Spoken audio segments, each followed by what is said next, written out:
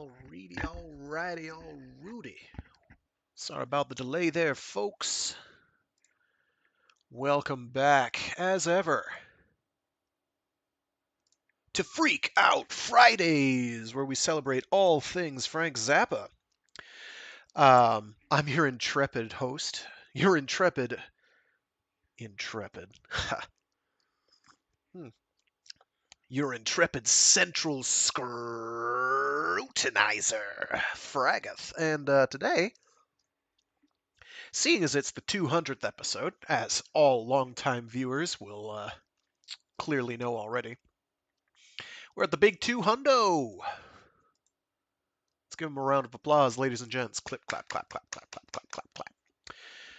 200 episodes. She's 200 years old. And of course, what else are we going to talk about but 200 motels? I say again,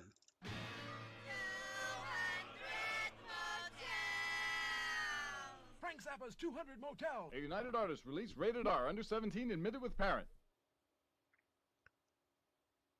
because of course, what else are we going to talk about? The number 200 is so important.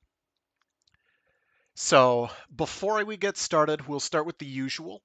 Don't forget to hit that like and subscribe button and buy merch, obviously.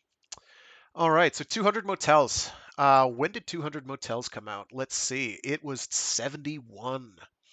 And I've got the image here somewhere. Give me a sec.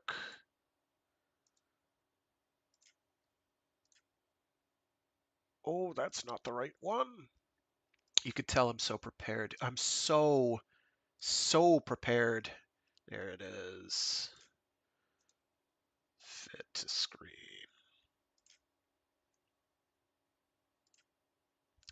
Not like that.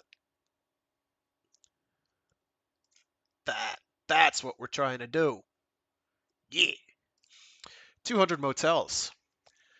So yeah, the people who played on this album, you got Frank Zappa, who did bass, guitar. He's the producer and orchestration. You have Mark Volman, who did vocals. Howard Kalin, who also did vocals. Jimmy Carl Black, who did vocals. Jim Pons, who did vocals. George Duke, who did trombone and keyboards. Ian Underwood, the inestimable, who did keyboards and woodwind. Ruth Underwood, who did some percussion. Ainsley Dunbar, who did drums. And the Royal Philharmonic Orchestra. Yes, that one. So it's a four-sided album, LP, from back in the day.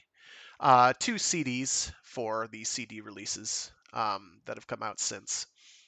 There's been, let's see, on the CD releases, they added a couple extra tracks. There's a few bonus tracks on disc 2. You've got the Cut 1 coming soon. You've got the widescreen erupts, basically talking about the 200 Motels movie. Yes, there was a 200 Motels movie.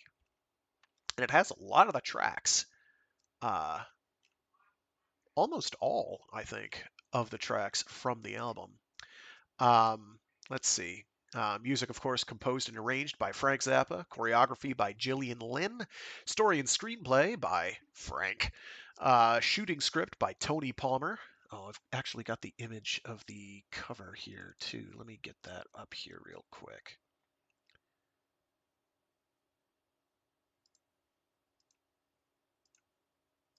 For the movie. There we go. Oh, helps if you fit it there. There it is. Let's go.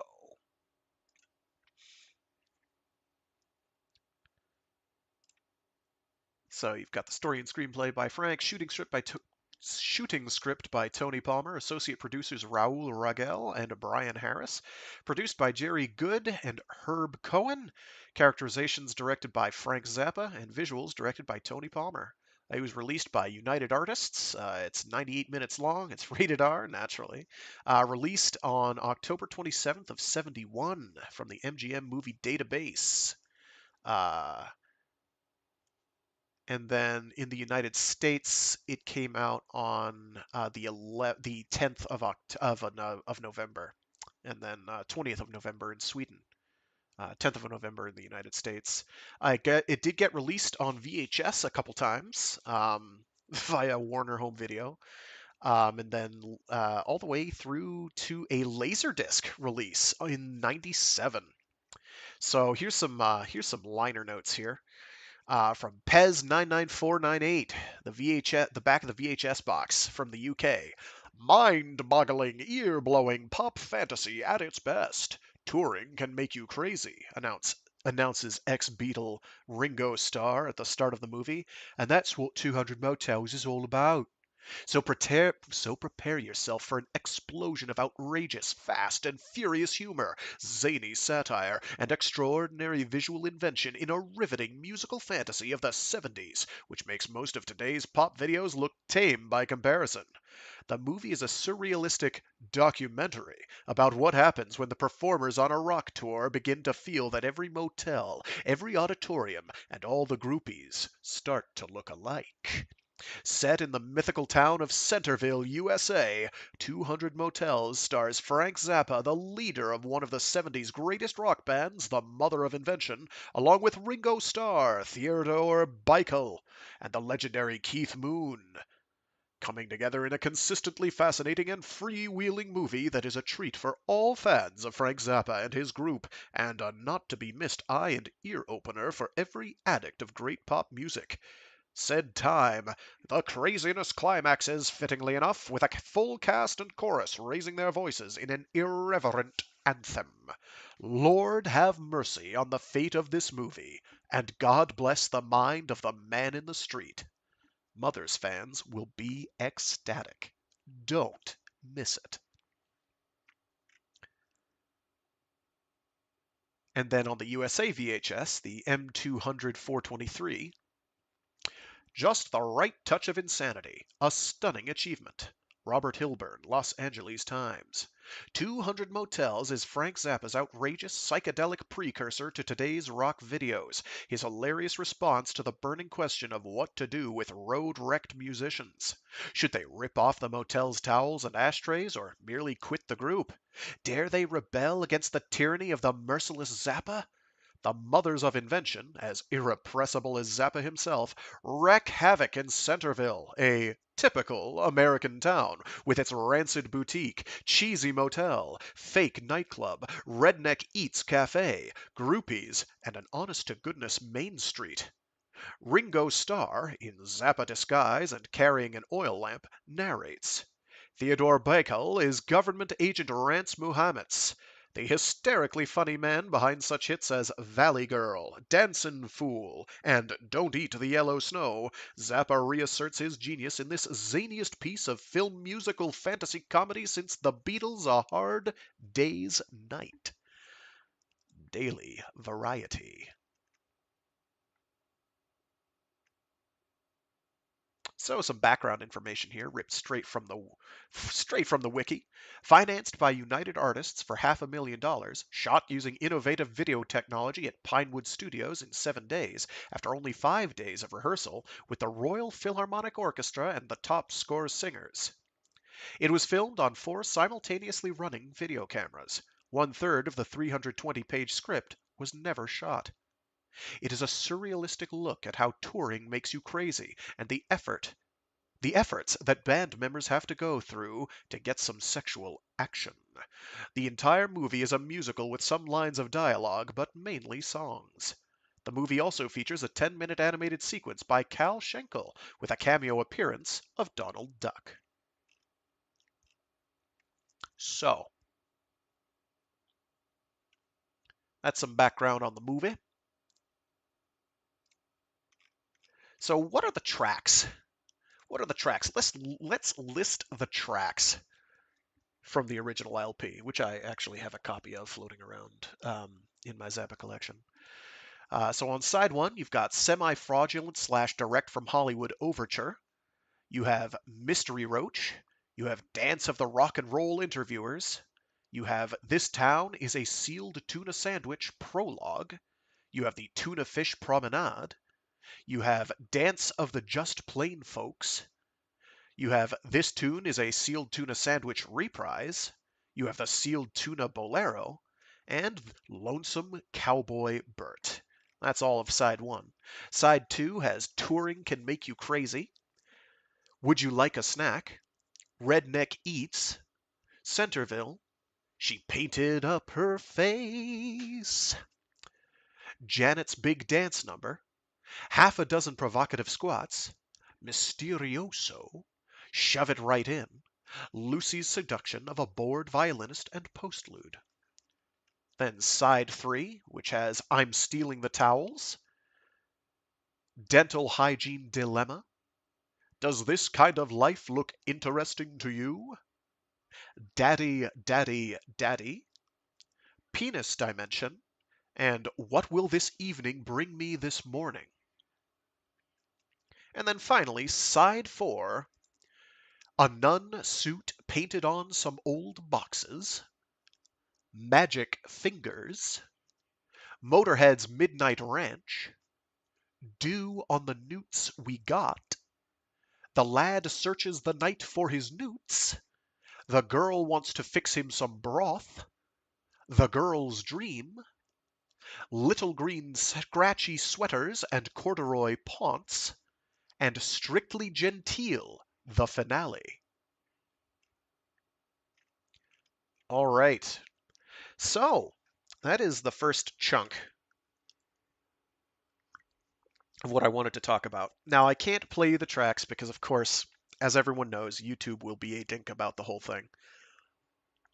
You probably won't be able to hear any of it. Now, a lot of that, of course, is because of the Zappa estate being rather protective, and understandably so, justifiably, rather protective of the works of the late, great Frank Zappa. So, instead of playing you the album, which I'd love to have done, but can't, I am instead going to read a sizable chunk of Frank Zappa's autobiography,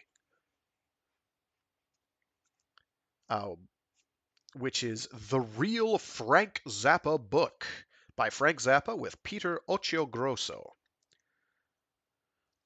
This is great. This one is a ton of fun. It's got lots of cute little illustrations. I forget who the illustrator is. That might be Peter Occhiogrosso.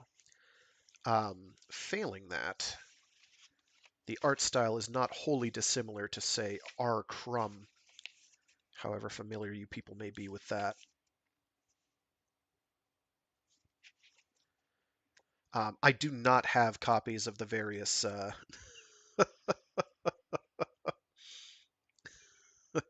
various illustrations. Sadly, I'd love to show them off because they are adorable. So as I probably should have put in the stream description, but forget to sometimes, even though it's kind of important. Frank Zappa was kind of a crass guy. He had a way about him. He was utterly fearless.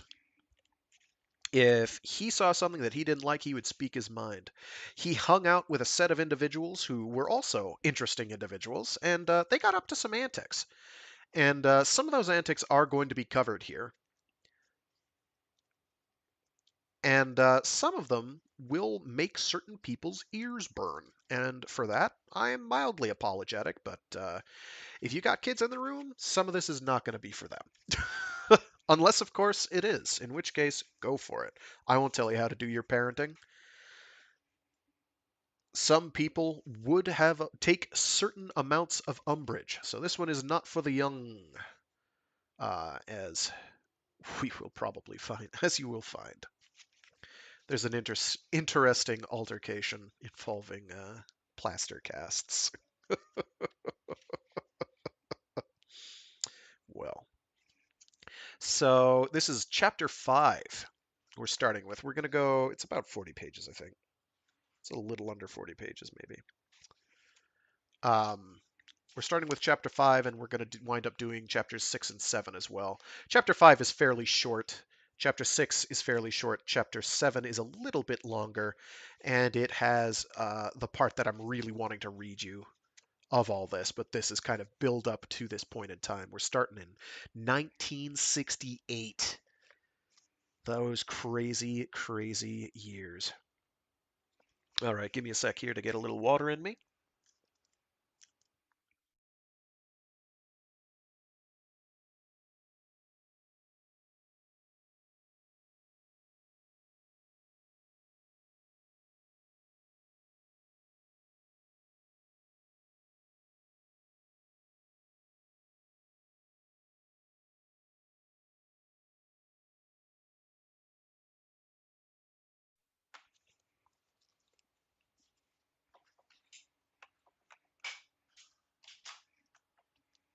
Chapter 5: The Log Cabin.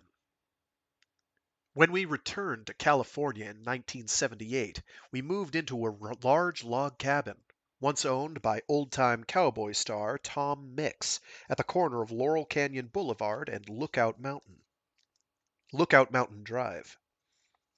The living room was 75 by 30 feet, with a huge fireplace.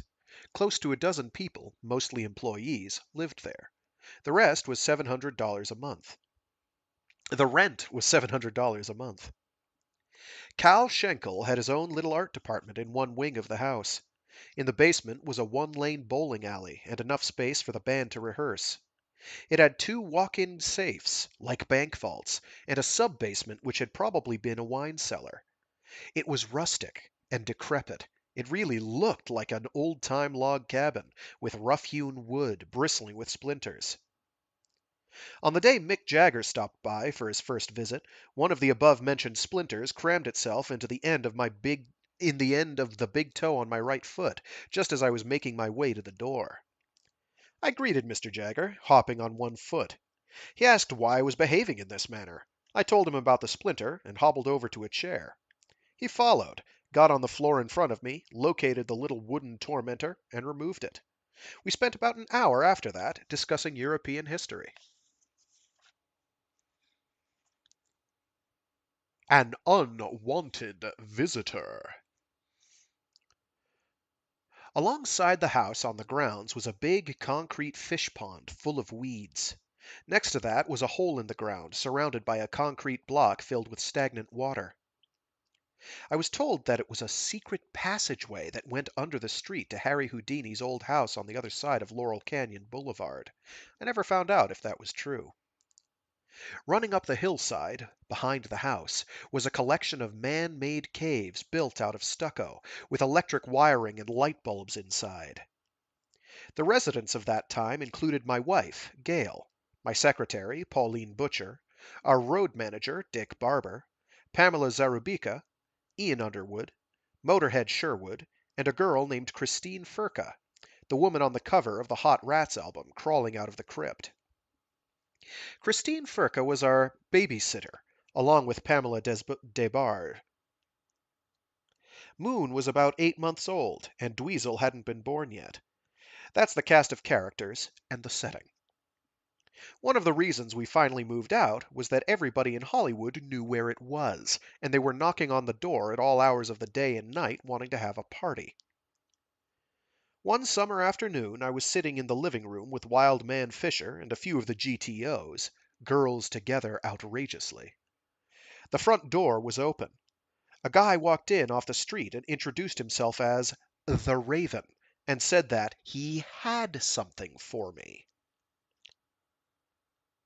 First he handed me a bottle of fake blood with a rag in it, said, "I have isolated the specimen," and pulled out an Army .45. Wildman Fisher turned white. He knew the guy was crazy. My eyebrows went up and down. He obviously wasn't from Southern California, so I said, "Have you been in Los Angeles very long?" "No," he said. "I just got here." Trying to be as helpful as possible, I said, "You know what? If the police see you with that gun around here, you're going to be in a lot of trouble." "Yeah?" he said. "Yeah," I said, "and I know a place where you can hide it." Everybody who was in the room got up to perform the mystical ceremony designed to help the Raven hide his gun. We went out the front door, around the side, past the fish tank, to that hole with the stagnant water in it.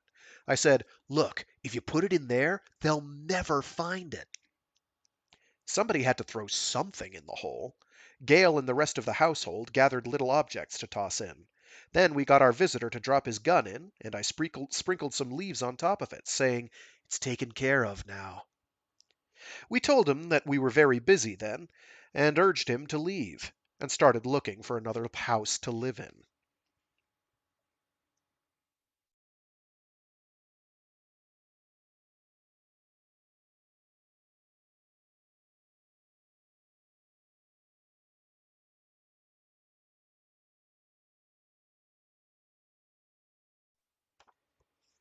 Girls together outrageously.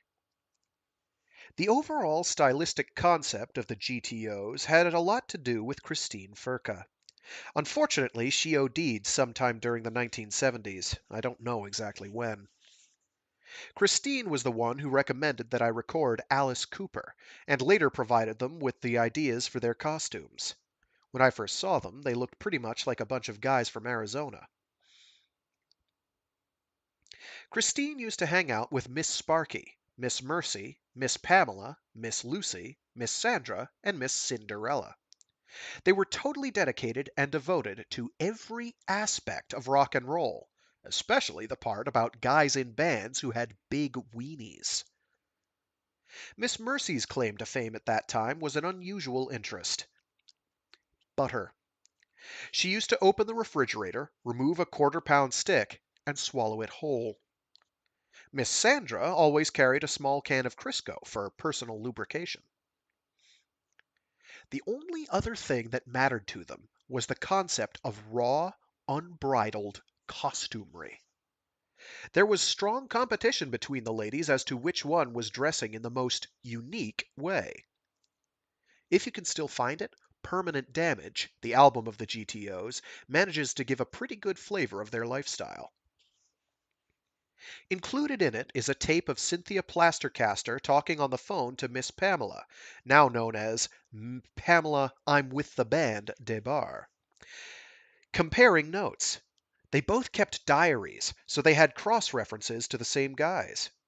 Noel Redding, bassist from the Jimi Hendrix group, also kept diaries, intertwined with the other two. It would have been great to see them all in one book. It's unfortunate that the only diaries published so far have been Pamela's. Good as they are, they're not nearly as well written or as insightful as Cynthia's. I met Cynthia Plastercaster when the Mothers were working as the opening act for Cream at the International Amphitheater in Chicago in 1968. This was toward the end of Cream's existence, when all the guys in the band hated each other. Each guy had his own road manager, his own limousine, his own etc., etc., etc. During a conversation backstage, Eric Clapton asked if I had ever heard of the Plastercasters. I said I hadn't. He said, "Well, after the show, come with me. You won't believe this." So we went up to his hotel. Upon arrival, we found, sitting in the lobby, two girls. One of them had a small suitcase with an oval cardboard emblem glued to the side that said, "The Plastercasters of Chicago." The other one had a brown paper bag.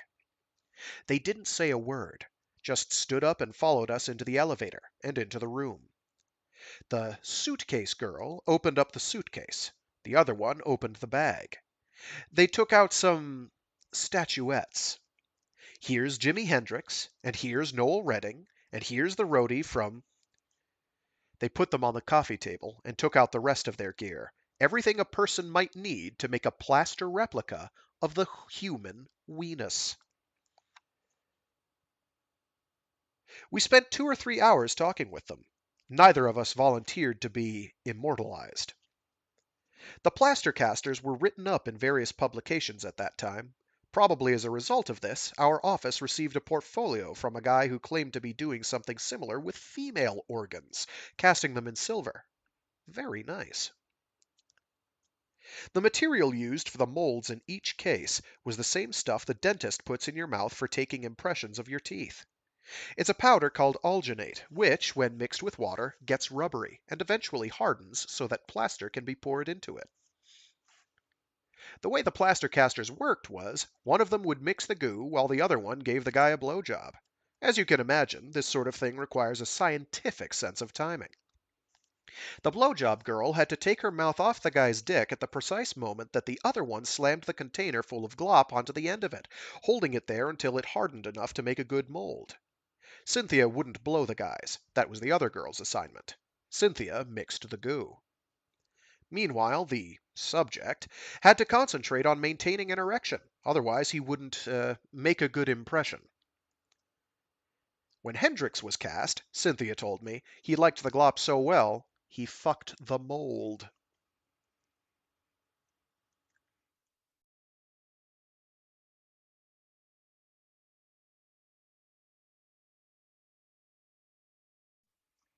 Jazz, the music of unemployment.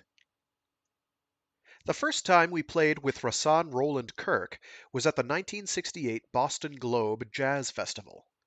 After his performance, when introduced to him backstage, I said I really liked what he was doing, and said that if he felt like joining us on stage during our set, he was more than welcome.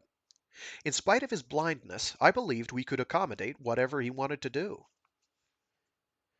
We began our set, wending our atonal way toward a medley of 1950s-style honking saxophone numbers. During this fairly complicated, choreographed routine, Rahsaan, assisted by his helper, can't remember his name, decided to join in. In 1969, George Wein, impresario of the Newport Jazz Festival, decided it would be a tremendous idea to put the Mothers of Invention on a jazz tour of the East Coast. We wound up working in a package with Kirk, Duke Ellington, and Gary Burton in Miami at the Jai Alai Fronton, and at another gig in South Carolina. The touring package did not carry its own PA. We had to use whatever speakers existed in each of the venues we were booked into.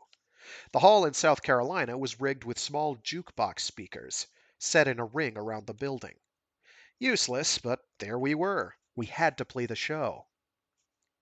Before we went on, I saw Duke Ellington begging, pleading for a $10 advance. It was really depressing. After that show, I told the guys, that's it, we're breaking the band up. We'd been together in one configuration or another for about 5 years at that point, and suddenly everything looked utterly hopeless to me.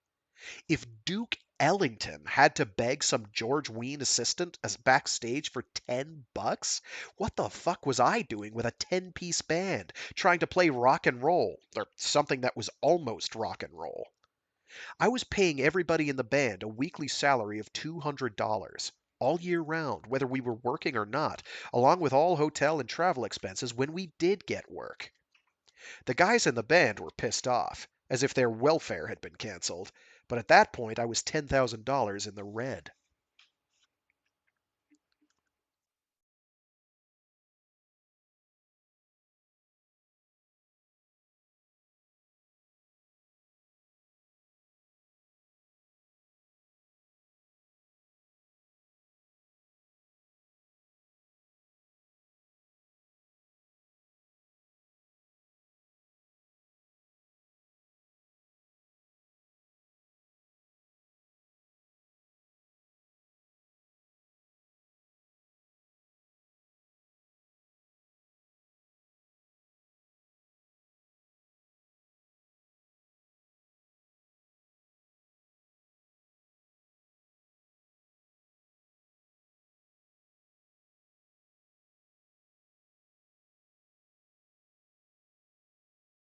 Sorry, just switching my background image there. Not exactly well prepared. Chapter 6: Send in the Clowns. I spent part of 1969 working in the studio on the Hot Rats album, and did a few local gigs with Ian Underwood and Sugarcane Harris. It was going nowhere. The album, which I happened to like a lot, sneaked onto the Billboard charts somewhere around 99 and vanished immediately. In the United States, at least, I had produced another flop. The very idea. An all instrumental album except for one vocal cut, and that had to feature Captain Beefheart. He's no singer. Why are you wasting America's precious time with this, you asshole? As it had turned out, as it has turned out, that album, as a catalog item, has outlived just about everything else released in 1970, and, for our beloved friends in the British Isles, stands out as the only good Zappa album ever released. More about those guys later. Sometime in 1970, I had an offer for a major concert performance of the orchestral music accumulating in my closet. During the MOI's first 5 years, that's mothers of invention, I had carried with me, on the road, masses of manuscript paper, and, whenever there was an opportunity, scribbled stuff on it. This material eventually became the score for 200 Motels, based on an estimate of the number of gigs we played in the first 5 years, 40 jobs per year. The performance was to be held at UCLA's Pauley Pavilion, a basketball arena seating about 14,000 people, with Zubin Mehta conducting the Los Angeles Philharmonic Orchestra. A pretty big deal. There was a catch, though. The orchestra didn't really want to play the stuff. They wanted an event, something unique, like maybe a rock group and a real orchestra, sort of. Well, you know, rocking out together. It didn't matter what the music was. This eventually led to a few problems. First of all, I didn't have a rock group. The MOI had been disbanded for about a year. Second, there were no parts copied for the scores, and I was being asked to pay for this enormous job $7,1970. I was being asked to pay for this enormous job, which was $7,1970. The third problem was that I wanted some kind of tape of the show, and the musicians' union wouldn't allow it. They didn't do anything when some asshole in the audience ran a cassette and made a bootleg album out of it, but they were promising stern action if I made one for my own use, just to find out what my pieces sounded like. But let me slow down here.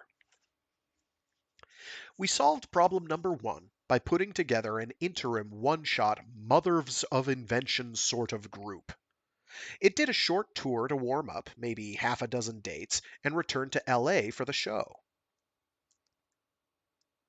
The second problem was solved by me spending the $7,000 on a team of copyists. The third problem never got solved, and I never got a tape of the show. It was the most successful indoor concert of the LA Phil's season that year. Sold out. Somewhere in that mass of spectators were Mark Volman and Howard Kalin, aka Flo and Eddie. They came backstage after the show, said they liked it, and told me that the Turtles had split up and they were looking for something to do. The rest is history. We worked together for about 2 years after that on several albums and tours, as well as the film 200 Motels.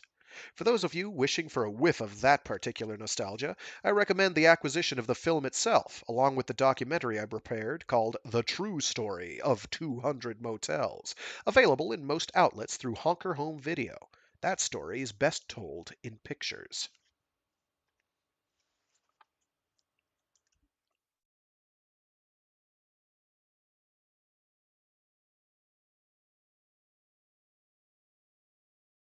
Oh, my aching back. People who have never been in a rock band maintain the most ridiculous fantasies about how glamorous and exciting and endlessly gratifying life on the road must be. It's not that I haven't had a few laughs out there, but let's just say the ratio isn't that terrific. Some moments are unique, though. It was the middle of winter in Stockholm, 1971. We had just finished 2 shows at the Concerthuset. I was walking out of the hall when 2 kids came up to me and said that they had been to both shows that night, that they had had a great idea, and wondered if I'd go along with it. "We have a younger brother named Hans," they said, "who came to the first show with us and then went home. He has school tomorrow." The family lived in an area called Tulinge, which is about 20 minutes outside the city.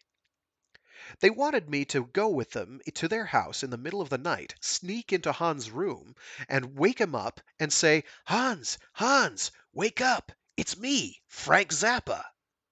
I said, Okay, I'll do it. I was taken into a typical kid's room filled with the little models he had built. Hans was asleep in his little bed. It was freezing cold. I woke him up. As expected, he was very surprised. The mother and father got up, wearing long nightgowns. They were very nice people. We sat in the kitchen until 5:30 a.m. talking politics. Except for that incident, the 1971 European Winter Tour gets the award for being the most disastrous. On December 4, we were working at the Casino de Montreux in Geneva, Switzerland, right on the edge of the lake, just in front of Igor Stravinsky Street, a venue noted for its jazz festivals. In the middle of Don Preston's synthesizer solo on King Kong, the place suddenly caught fire. Somebody in the audience had a bottle rocket or a Roman candle and fired it into the ceiling, at which point the rattan covering started to burn. Other versions of the story claim the blaze was the result of faulty wiring. There were between 2,500 and 3,000 kids packed into the room, well over capacity. Since more kids were outside, trying to get in, the organizers had very cleverly chained the exit doors shut. When the fire began, the audience was left with two ways out: through the front door, which was pretty small, or through a plate glass window off to the side of the stage. I made an announcement, something like, Please be calm. We have to leave here. There is a fire, and why don't we get out? You'd be surprised how well people who speak only French can understand you when it's a matter of life and death. They began filing out through the front door. As the room was filling with smoke, one of our roadies took an equipment case and smashed the big window. The crew then began helping people to escape through it into some kind of garden place below. The band escaped through an underground tunnel that led from behind the stage through the parking garage.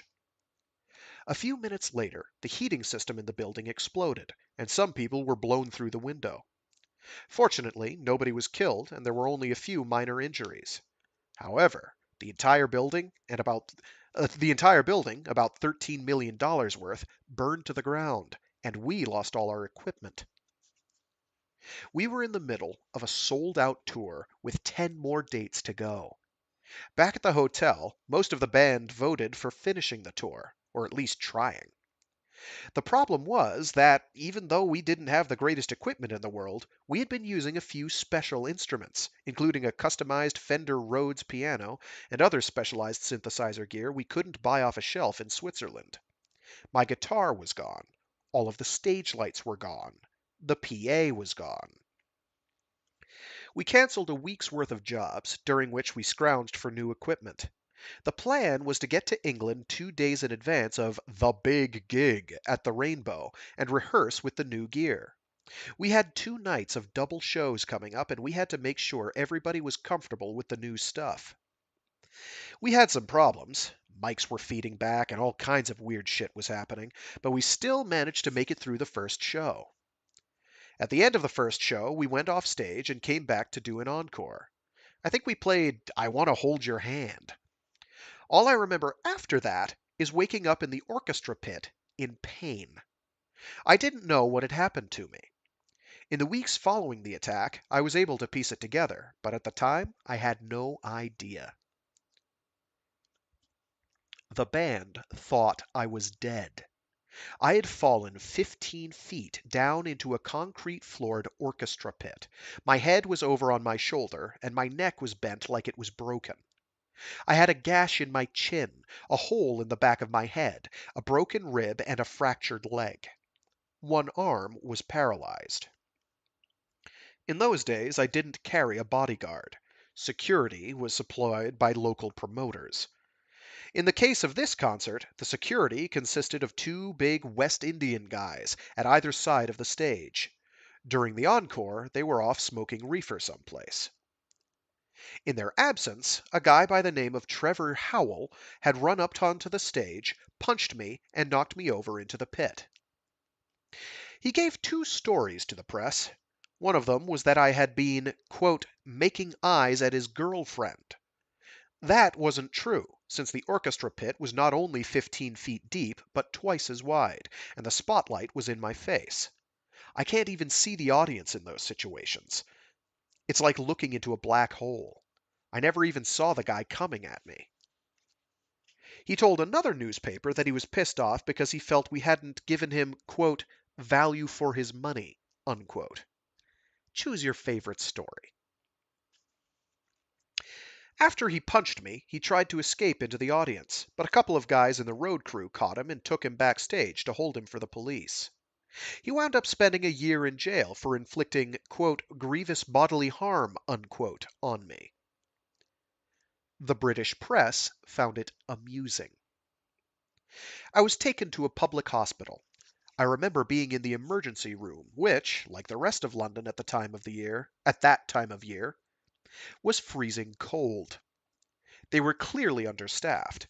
A guy 2 beds down from me had his balls smashed in a brawl someplace and was howling, unattended. They couldn't give me any anesthetic because I had a head injury, so after a while I just passed out and woke up later in a bad-smelling room with beds all around, in a circle, with curtains hung between them. I remember the curtains parting in front of me and a black nurse coming in and seeing my face, like she had just seen a monster. I was pretty mashed up. I was later transferred to the Harley Street Clinic, where I stayed for the next month. I had a 24-hour bodyguard because the asshole who hit me was out on bail, and we didn't know how insane he was. When my head had gone over onto my shoulder, it had crushed my larynx, so I couldn't talk. As a result of that, the pitch of my voice dropped a third, and has stayed that way ever since. Having a low voice is nice, but I would have preferred some other means of acquiring it. After a month, I learned how to walk on crutches. I was in a cast all the way up to my hip, but my leg refused to heal. They wanted to break my leg again and reset it. I said, no thanks, just leave the fucking cast on. I stayed in the cast and in a wheelchair for the better part of a year. Eventually, the cast came off and I was fitted with a prosthetic device, one of those things with metal joints and straps and a special shoe. Eventually, my leg healed, but it came out a little crooked. One leg is slightly shorter than the other, the cause of many years of chronic back pain. During my season in the wheelchair, I refused to do any interviews or have photos taken. I still wanted to make music, and managed somehow to produce 3 albums, Just Another Band from LA, Waka Jawaka, and The Grand Wazoo. I also wrote a science fiction musical called Hunchintoot, and a twisted sort of musical fairy tale called The Adventures of Gregory Peccary. Once I had regained mobility, I decided to go back on the road, with a new band. The band with Mark and Howard didn't exist anymore. They all had to go out and get other jobs during the year I couldn't work. The first post-wheelchair appearance was as a reciter in a performance of Stravinsky's L'Histoire du Soldat at the Hollywood Bowl, conducted by Lucas Foss. Prior to that, I had recorded with a 20-piece band on the Grand Wazoo album, and I decided I wanted to tour with it. Just 6 or 8 dates, not really a money-making proposition. So we did a short tour. The Hollywood Bowl, the Deutschlandhalle in Berlin, the Music Hall in Boston, a couple of shows at the Felt Forum in New York City, someplace I can't remember in Holland, and the Oval Cricket Ground in London. At the press conference arranged by the promoter of the London date, I discovered the depths to which the British will sink in order to sell a concert ticket. During an interview, a young girl entered the room, handed me a bouquet of flowers, and walked away. This resulted in quiet questioning by the other reporters who were waiting in the back of the room to talk with me. She told them she was the girlfriend of the guy who had knocked me off the stage, and that she had brought the flowers as a gesture of remorse. I found out later that the promoter had hired her as a publicity stunt.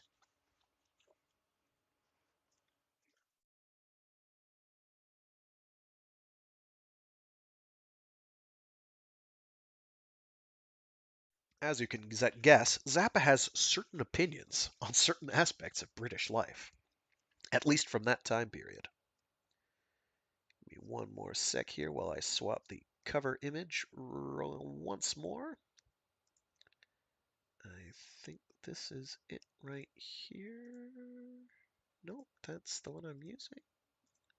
That's the one. Much better. Alrighty. And now we come to the really fun part.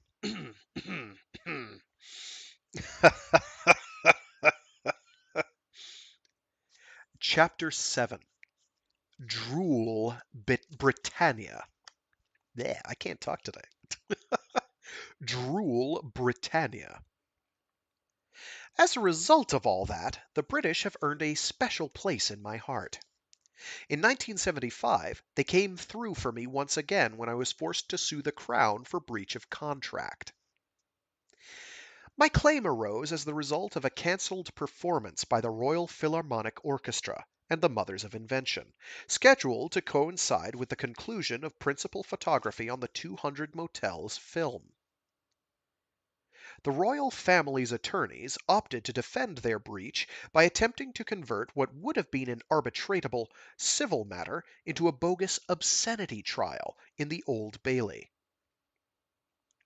The matter was complicated by a catch-22 sort of musicians' union rule governing rehearsal for a recording session. According to the rule book, there is no scale payment rate for rehearsing for a recording session. This means that a person hiring an orchestra, for example, either is prohibited from rehearsal altogether or has to pay full recording scale, while the orchestra makes all the mistakes you'd never want to release on a record. The union does, however, permit and posts a scale rate for rehearsal for a live concert. To navigate this mysterious policy, making it possible for the Royal Philharmonic to rehearse the music for 200 Motels before recording it, we booked a concert at the Royal Albert Hall, listing the initial rehearsals as rehearsals for the concert, all completely legal. If, however, the concert were not to occur, the production company, my company, would then have been liable for a massive payment to the union for extra recording sessions. A spinster, her descriptive title in the court documents, named Marion Herod, took it upon herself to cancel this sold-out concert at the last minute, after hearing from a trumpet player friend in the orchestra that the song lyrics were obscene. One of the objectionable words was brassiere. Her action, on behalf of the Crown, her employer, caused substantial and demonstrable financial damages from the concert, as the ticket money had to be refunded along with the concert preparation costs, and from the potential balloon payment to the musicians' union. Okay, let me set the scene for you here. The Old Bailey is just like you've seen it in all those British courtroom dramas. Dark wood paneling, musty smell, robes, wigs, they're made of horsehair, pompous assholes scorning each other. You get the picture. Here's some of the stuff you don't know. Everybody involved in the proceedings, the judge and both sets of counsels, has to write everything down in longhand on foolscap, the long legal paper. There's no court stenographer throttling a plastic machine in the corner, and so everyone is instructed to speak slowly. So, as you read this transcript, remember, everybody is talking in slow motion. Sorry. Now, the judge. This guy was maybe 80 years old. He looked like a cartoon of a judge. Perfect, except he didn't have an ear trumpet. During the proceedings, one of the lawyers attempted to introduce the 200 Motels record album into evidence. Upon seeing it, Justice Mokata asked, "What is that?" The reply, It is a phonograph record, your lordship. All right, and now we get into the good part, and I've got to get into character for this. And this is kind of tricky. Um, we're gonna go places here, folks. This is several pages. This is court transcript. Pure, minimally adulterated. I think it's excerpts. It's not the whole thing, obviously. I assume you could probably find the whole thing if you really wanted to. But here we go. So I've got to prepare for this. I am probably not going to read everything in slow motion. I'd also like to ask if there's any British people in the audience who have any experience in the modern day British legal system, if they can tell me how accurate this is to modern British courtroom proceedings. I am assuming it is not like this anymore. I would hope. How would they get anything done? Okay.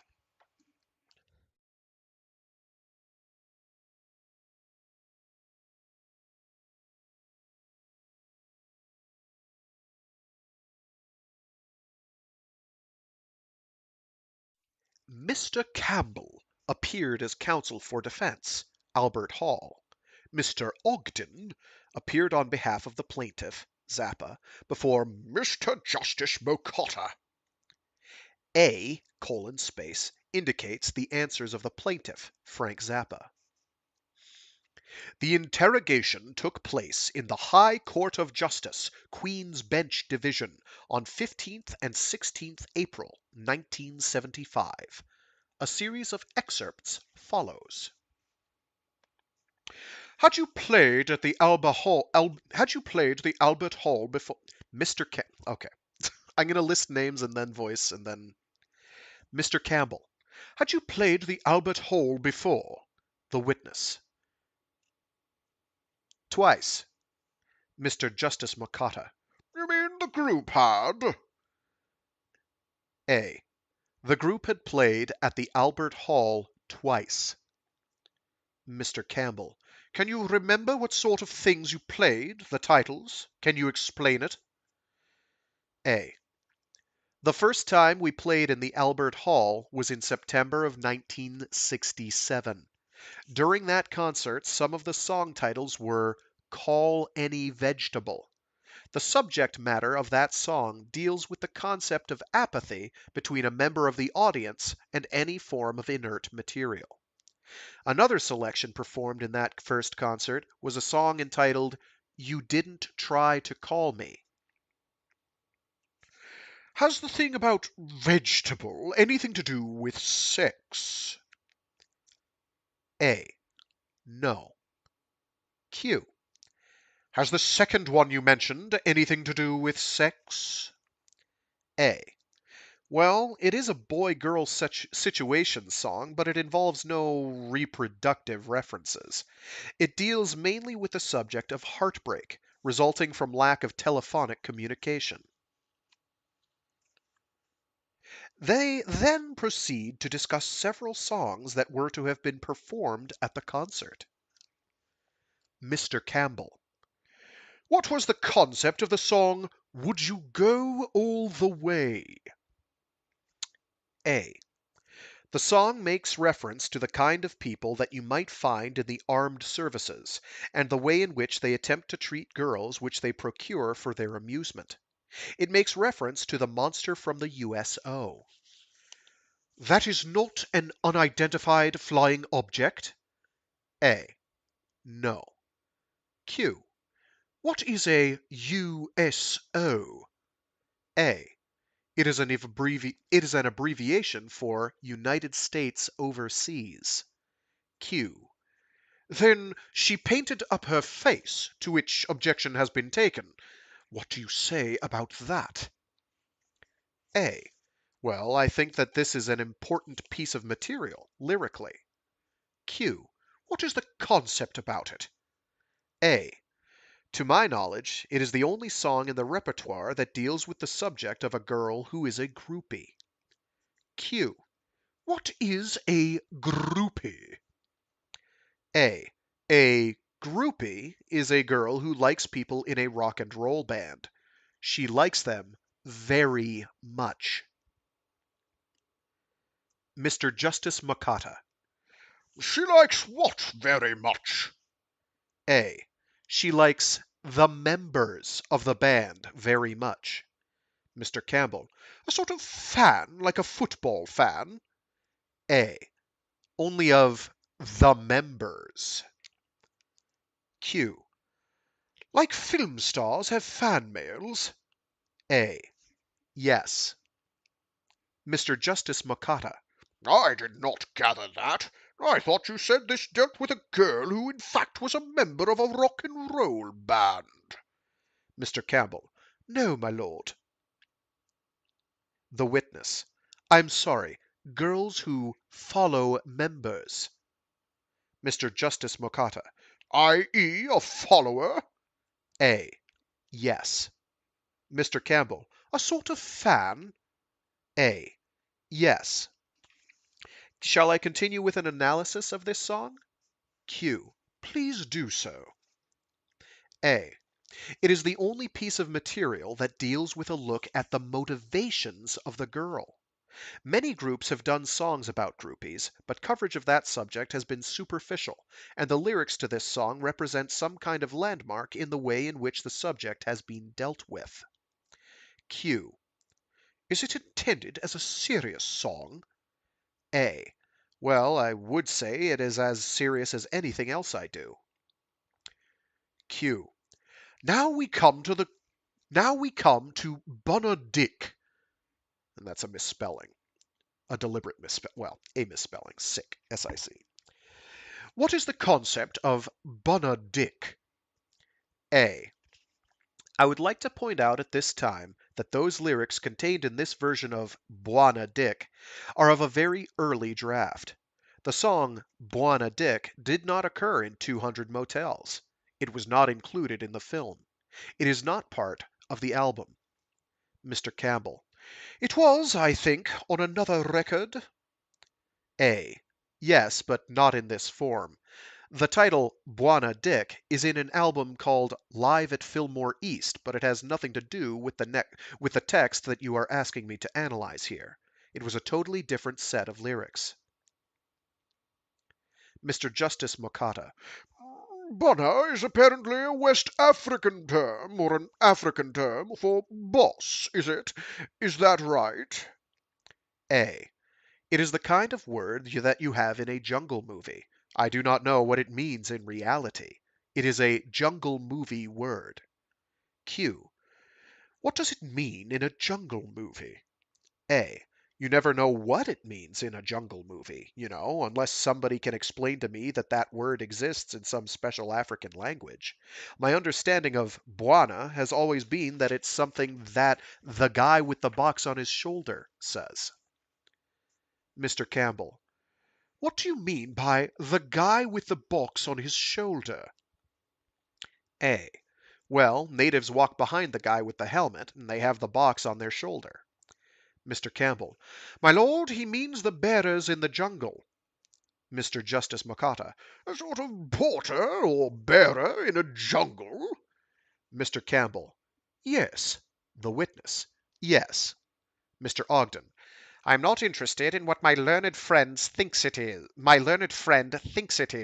I am interested in what the witness thinks it is. Mr. Justice Mokata. What does Bonadick mean? A. Bwana, with the dick after it, would mean a person who, at some time, could wear one of those helmets, and could have people treating him in some sort of respected way, and who was also in possession of a dick. Q. And what is a dick? D-I-K. I should probably have stated that. D-I-K. That's how it's spelled. A. Well, in this context, it would be a rock and roll person's penis. Mr. Campbell. And what is the concept of Bonadick? A. Okay, I will explain the concept of Buona Dick to you. In every band, there is some member of the band who, during the course of touring, gets the opportunity to entertain more girls than the other members of the band. It is like winning a contest. If we carry this concept to a ridiculous extreme, this person could be awarded the title of Buona Dick. The song deals with the fact that each in his own way, each member of the group secretly believes that he is Buona Dick. Q. Oh, I see. A. And the song attempts to show how foolish this concept is. Q. Quite satirically? A. That is right. It is a satire.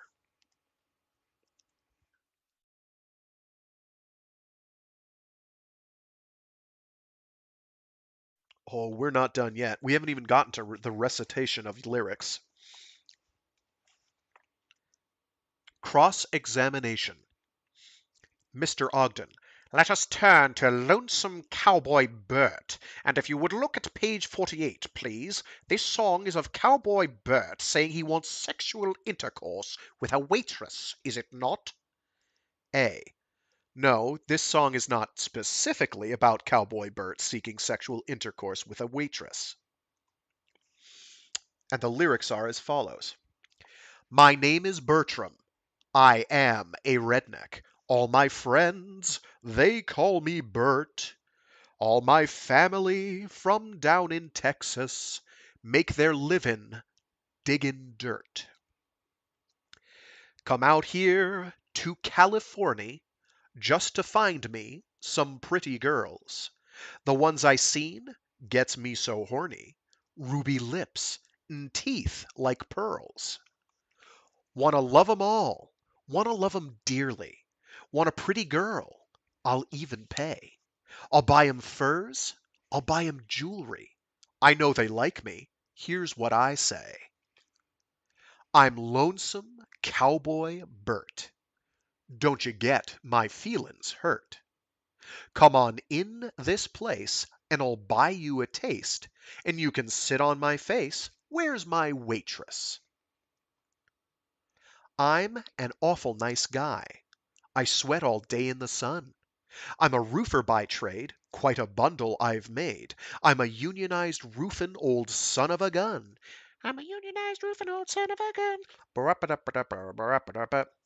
When I get off, I get plastered. I drink till I fall on a floor. Then I find me some communist bastard and stomp on his face till he don't move no more.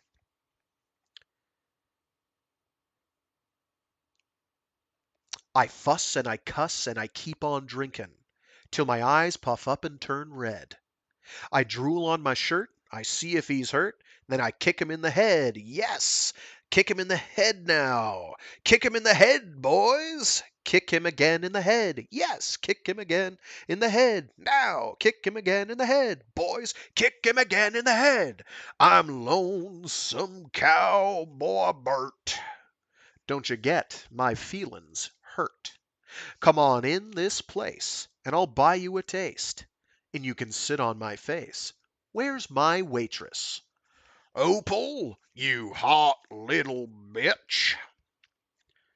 Lonesome Cowboy Bert, from the album 200 Motels, 1972. Q. And by your word, and by your use of the word specifically, you lead one to understand that in part it is about that. Mr. Justice Makata. Well, the implication is that it is about that. A. When you say, it is about that, that is not what the function of the song is. I am trying to understand your terminology. You see, if you can give me some guidelines as to how to understand what is going on here, I can function better. Mr. Ogden. Mr. Zappa, if I may say so, I do not think you are a stupid man by any means. I think you understand what I am trying to get at. At least in part, this song implies that Bert wants sexual intercourse with a waitress, does it not? A. At least in part, this song does imply that a character named Lonesome Cowboy Bert seeks to have some sort of sexual relationship with a waitress. Q. Thank you. And on page 22, the unamended version, I would be grateful if you would tell us what this phrase means. And I will buy you a taste, and you can sit on my face. A. I will buy you a taste is a reference to purchasing an alcoholic beverage on behalf of the waitress, and sitting on his face is a reference to the girl sitting on his face. Q. That being a sexual reference? A. Not necessarily. It could indicate a piggyback ride in an unusual position. Q. Are you being serious? A. Certainly. Q. I will buy you an alcoholic drink and you can have a pickaback ride sitting on my face. A. That is not what it says. Q. I understood you to be indicating that that was what it meant. Have I got you wrong? A. No, it is open to that interpretation as well as any other. Q. You wrote it. You must have had something in mind. Mr. Justice Mokata. What does it mean, you can sit on my face? A. Somebody can sit on your face. Q.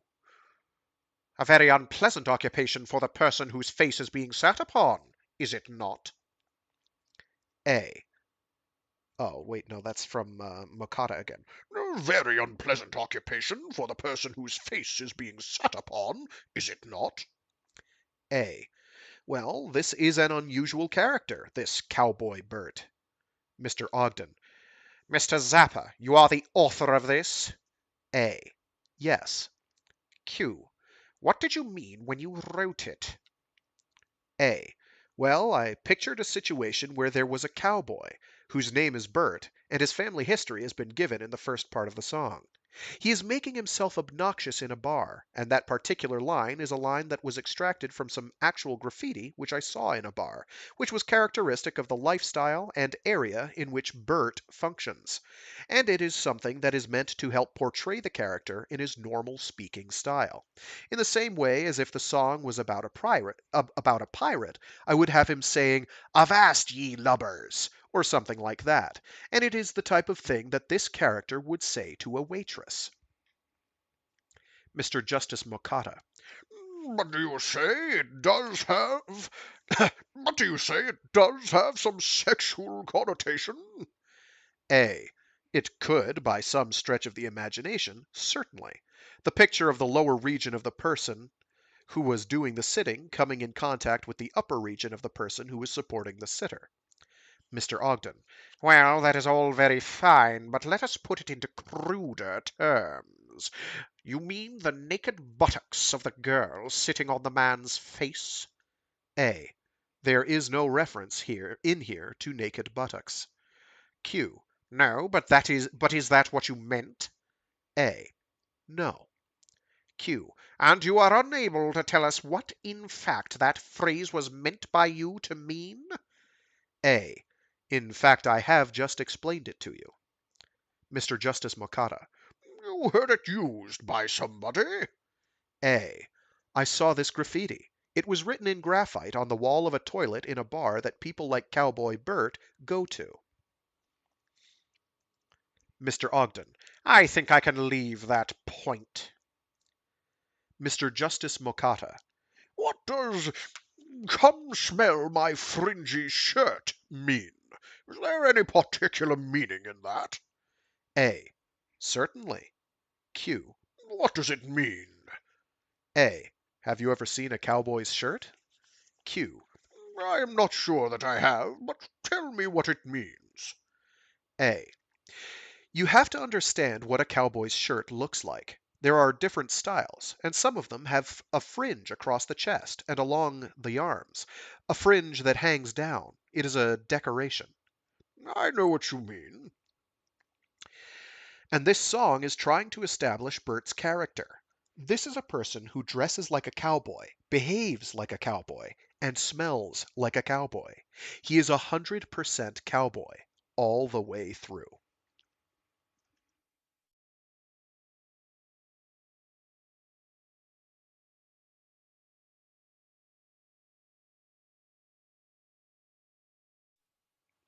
Remember Freddie and Joe, the night you went to a show? A monster movie.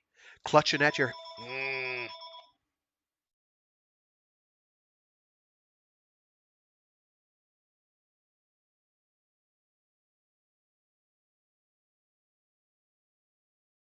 Bear with me a moment.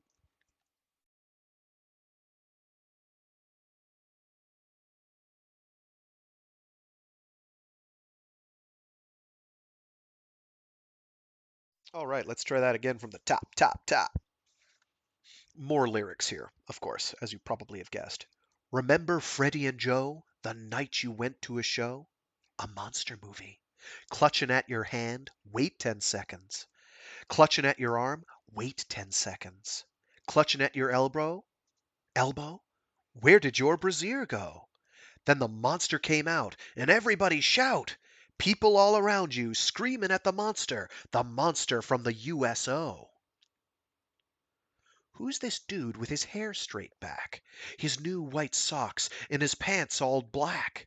His t-shirt's rolled, his watch is gold, a '55 Chevy that his brother just stole, and his arm around your waist, and his hand is in your pants, and he asks you for a date to the servicemen's dance.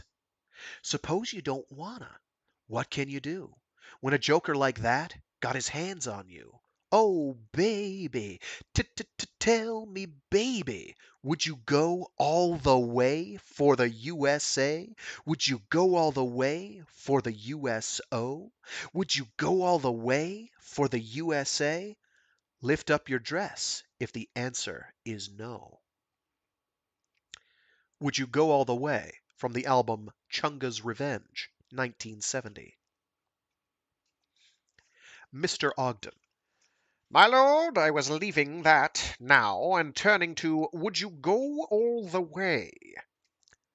To the witness. Going all the way means having sexual intercourse, does it not? A. It is an expression that was used in the 1950s to indicate having sexual intercourse. It is an archaic expression which is used to generate laughter. Q. Well, whatever it is used to generate, that is its meaning? A. In the 1950s, yes. Q.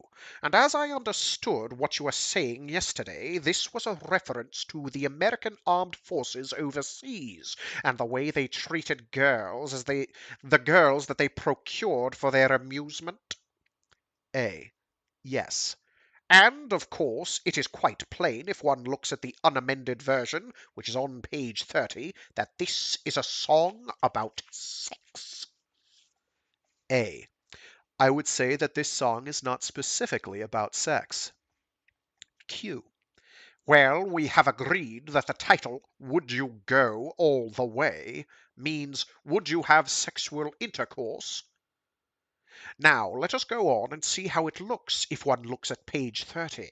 First of all, they go to a movie, then clutching at your hand. Wait 10 seconds. Clutching at your elbow. Then, where did your brassiere go? Which means the man has got his hand on the girl's breast, does it not? A. No. Q. Does it not? A. It means that the brassiere has disappeared mysteriously in the dark of the theater. Q. I see. And the bit that is crossed out. Preston, who reaches for Ruth's breast, and her breast falls out. Then the monster came out. What would the monster came out with that mean?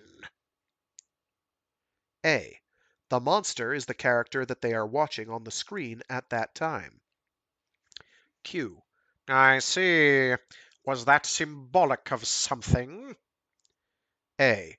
Well, in the 1950s, monsters played a very important part in the culture of our country, and a lot of my humor revolves around that sort of thing. Q. I see.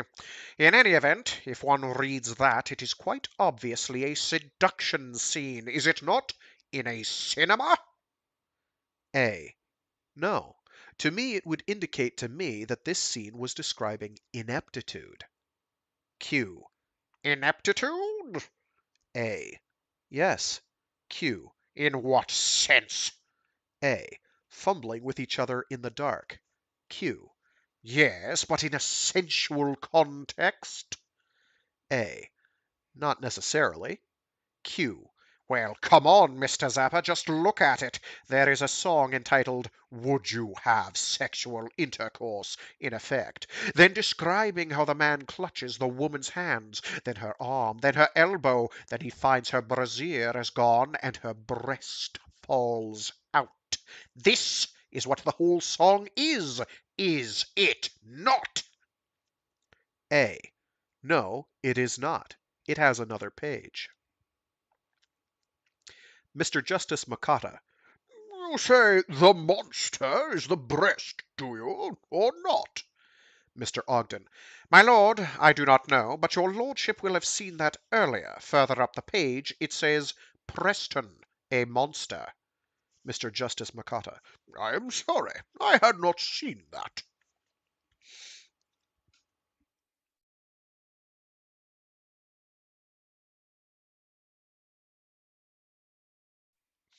Some more song lyrics for y'all. If you've listened to, if you've ever listened to 200 Motels, you can sing along. She painted up her face. She sat before her mirror. She painted up her face. She drew the mirror nearer. Practicing. The stare, the stare. The secret stare she would use if a worthy looking victim should appear. The clock upon the wall has struck the midnight hour. She finishes her call, her girlfriend's in the shower. Practicing. Half a dozen provocative squats. Out of the shower she squeezes her spots, brushes her teeth, shoots a deodorant spray up her twat.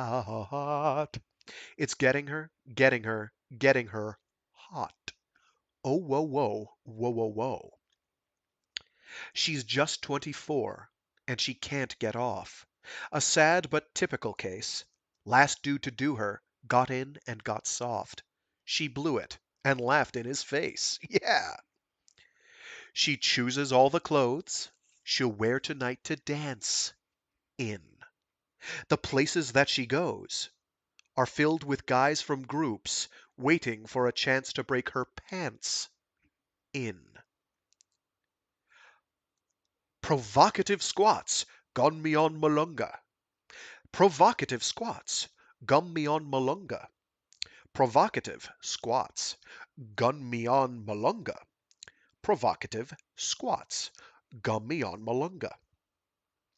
Well, at least there's sort of a choice there. 20 or 30 at times there have been. Somewhat desirable boys there, dressed really spiffy, with long hair, waiting for girls they could shove it right in. That's it, shove it right in. And pull it right out. And shove it in again. Shove It Right In from the album 200 Motels, 1972. Mr. Ogden.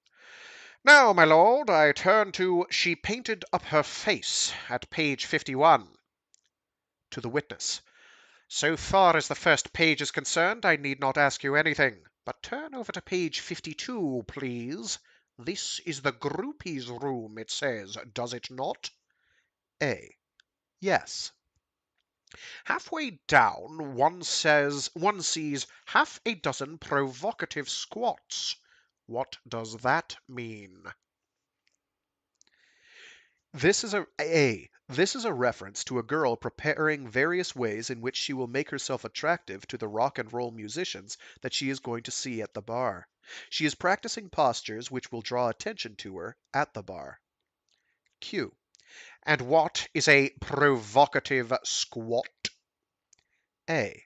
That would be a squat that is a semi-kneeling position that could be executed during a dance, or, if she was going to the bar, to dance on the dance floor. It is indicating that the girl intends to go to the place where the boys are and dance in such a way that she will attract their attention. Q. The theme of this song is this, is it not, that this girl has not been able to have complete sexual intercourse? A. If you just want a general impression of what the song is about, it is about unhappiness. That is the real theme of the song. Q. Yes, unhappiness, because the girl has not been able to have complete sexual intercourse. Is that right? A. That is not the only reason she is unhappy. Q. But that is one of the reasons? A. Yes. Q. One sees her sitting before the mirror, painting her face, practicing her stare, a secret stare she would use if a worthy-looking victim should appear. Then we go over to page 34, and one is in the groupie's dressing room, and I see the stage direction says, 2 nude groupies. She chooses all the clothes she will wear tonight to dance in. The places where she goes are filled with guys from groups, waiting for a chance to break her parts in. A. Her what? Q. Is it not parts? A. Pants. Q. On it goes. At least there is that sort of choice there, 20 or 30 times. There have been some desirable boys there, dressed really spiffy, with long hair, waiting for girls they can shove it right in. That, of course, means sexual intercourse, does it not? A. Yes, that does, yes. It means shoving it in. Q. It means the penis going fully into the vagina? A.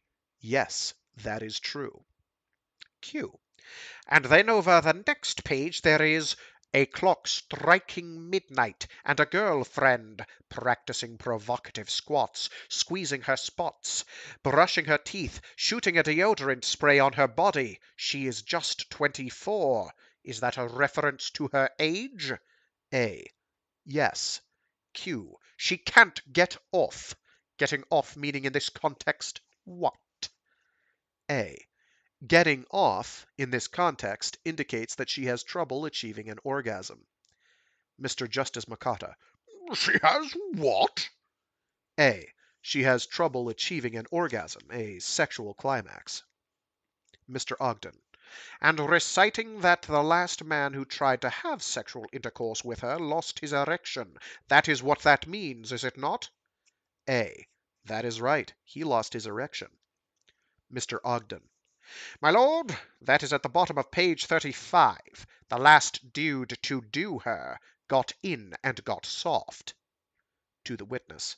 So he lost his erection and therefore could not give her sexual satisfaction and gratification, causing her to have an orgasm. Is that right? A.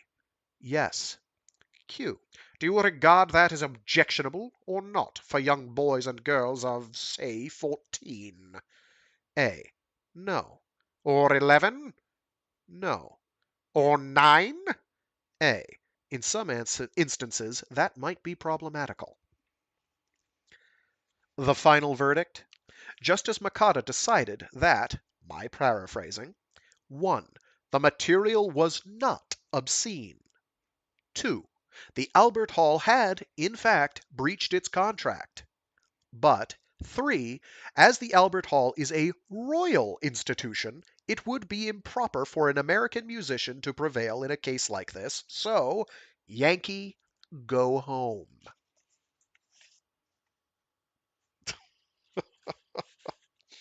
So, we have a nice courtroom scene. Who expected a court drama today? Nobody. Nobody expected a court drama today, except for me, because I had planned it out. Definitely try and find The Real Frank Zappa book by Frank Zappa with Peter Occhiogrosso. It is excellent if you haven't read it. It is a lot of fun. It's a great way to get some nice anecdotal stories from Zappa's life up until when was this published? Or when did he write this? 89, up until 89.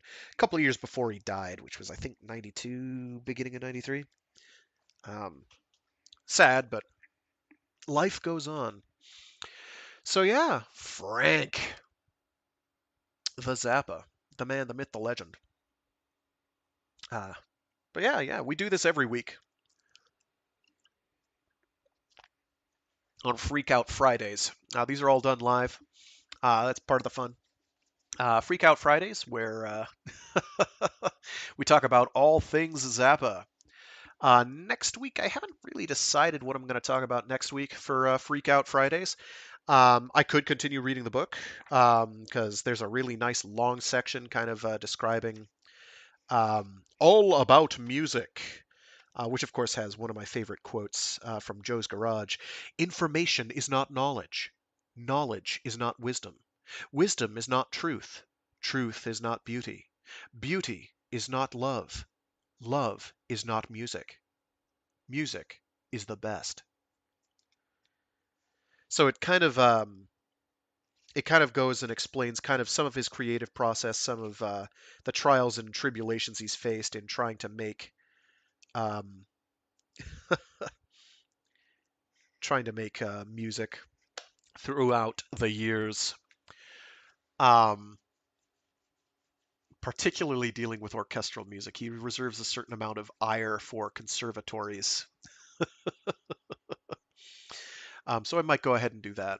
But yeah, I do other streams throughout the week. Shockingly, I have Metal Mondays, where me and sometimes some guests will bitch about how metal is dead. But hey, at least Battle Beast's latest album, pretty good. So we'll probably talk about that. Came out with that sometime in 2021. I didn't get it until recently, but it is quite good. Feels like a nice return to form for them. They're the as I've lauded them before. They're this Finnish metal group that has they have a lot of fun. They try to do something closer to an older style without being like glam rock or glam metal. They're trying to be kind of a mix of things. They're pretty good. We also have Jethro Tull Tuesdays, where we laud all things Ian Anderson. What I'm planning on doing next week is a dissection of the Holy Trinity of Minstrel in the Gallery, Bungle in the Jungle, and Thick as a Brick. Then I have my weird offbeat Wassail Wednesdays, where I discuss the relative merits of spiced cider and seasonal medieval celebrations thereof. Wassail, wassail all over the town. Oh yeah. Then, of course, Spandex Thursdays, which is about all things superheroes. And of course, this coming week is our big annual celebration saying, thank you, our Lord and Saviors Disney, for saving the comic book medium. You're the best, guys. Keep it up. I love it. Then, of course, Freak Out Fridays, where we celebrate all things Zappa. And then Sinatra Saturdays, where we croon for the other Frankie in our lives. Um, we do it our way. So I know I've been doing this for a while, and it's 200 episodes, and I've been doing this day in day out for years now. So I'm kind of like thinking of changing up my format for going forward. I kind of like I don't know. I had a dream about giant robots the other night, so I kind of want to like do a stream about giant robots or something. Um, because they're cool, I guess. Then, like maybe to get more viewers, because nobody obviously watches these. I'm thinking of doing something like maybe a popular video game. I don't know. I'm thinking about it. And then, because reading this was so much fun, reading this aloud, I think I want to do more of that. I want to do like reading some books, maybe some short stories. I got some short story collections floating around. Reading that stuff aloud, I think it could be fun. So yeah, definitely some food for thought. Maybe if people like that idea, they can mention it. But yeah, thanks to anybody who tuned in. If you tuned in, if you didn't tune in, you've shamed me for the last time, and you'll be banned accordingly. Obviously, as you know, I'm a despot. Uh, yeah. Hope people had fun. I know I sure did. Talking about the man, the myth, the legend, Frank Zappa. Oh, right. I forgot my little bit about how I have a top five. I always do top five favorite Zappa albums every time, and they change every time. This week's top five Zappa albums my moods have dictated are my top fives for this week are in no particular order. Um, Grand Wazoo, Zoot Allures, We're Only in It for the Money. You know what? Why not? 200 Motels. Why not? It's thematic. And God, geez, I don't know. For number five, like maybe a three-way tie between like Sleep Dirt, Broadway the Hard Way, and the best band you never heard in your life. Maybe. Yeah. Why not? Technically cheating. I don't care. Those three albums are great. I love Sleep Dirt, man. Sleep Dirt's great. And then obviously Broadway the Hard Way and the best band you never heard in your life are feel like this perfect couplet since there's a lot of tour overlap. I think they were made during similar tours. I'm not sure. Don't quote me on that. But yeah, good stuff. And as always, yeah, I'll leave you guys with that. But as always, shut up and play your guitar. Thanks again, folks. Have a good one. See y'all next time.